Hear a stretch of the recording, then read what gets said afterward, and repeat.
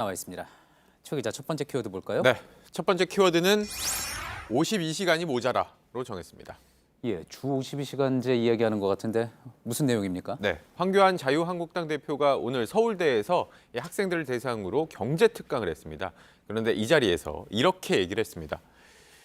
주 52시간으로 줄인 것은 과도한 것 같다. 대한민국은 좀 더 일해야 하는 나라다라고 했고요. 또 이렇게도 얘기를 했습니다. 젊은 사람들은 애들 키우고 돈 쓸 때 많으니까 일을 더 해야 하는데 그걸 막아버린 것이다라고 했습니다. 예. 자, 그러니까 대한민국에서는 주 52시간 정책을 하기에 좀 이르다, 시기상조다, 이런 문제점을 비판한 것 같은 것 같군요. 네, 주로 주 52시간제에 대한 비판을 한 것인데 이런 얘기도 했습니다.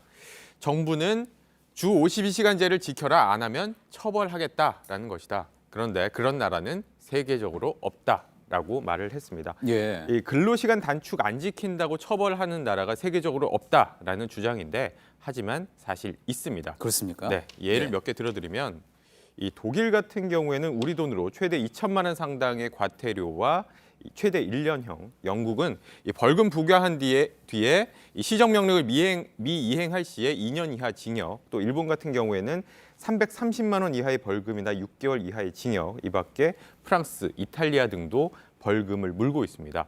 물론 주 52시간제에 대한 찬반 의견이 분명히 존재하고 또 처벌 수위가 과한지 아닌지에 대한 의견 차도 있습니다만 근로시간 단축 안 지킨다고 처벌하는 나라가 세계적으로 없다라는 발언은 잘못된 발언입니다. 예. 금요일 뉴스룸에는 팩트체크가 없다 보니까 최재원 기자가 팩트체크를 한 셈이군요. 네, 간단히 해봤는데. 예. 자, 이거 사실상 주요국 독일이나 영국, 일본이 다 그런 제도를 시행을 하고 있는 거고 네.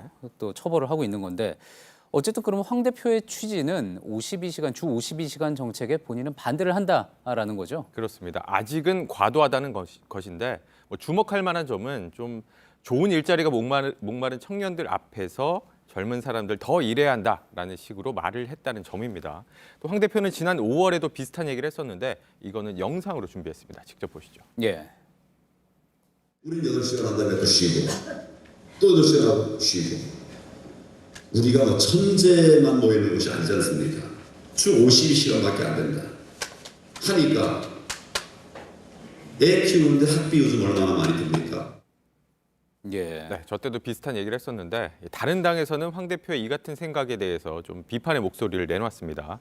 민주당 같은 경우에는 청년에 대한 공감 능력 부재를 드러내지 말고 국회에서 할 일이나 제대로 해라라고 했고요. 또 정의당도 논평을 냈는데 이러니 자유한국당이 귀족 정당, 꼰대 정당이라는 세간의 비판을 벗어나지 못하는 것이다라고 지적을 했습니다.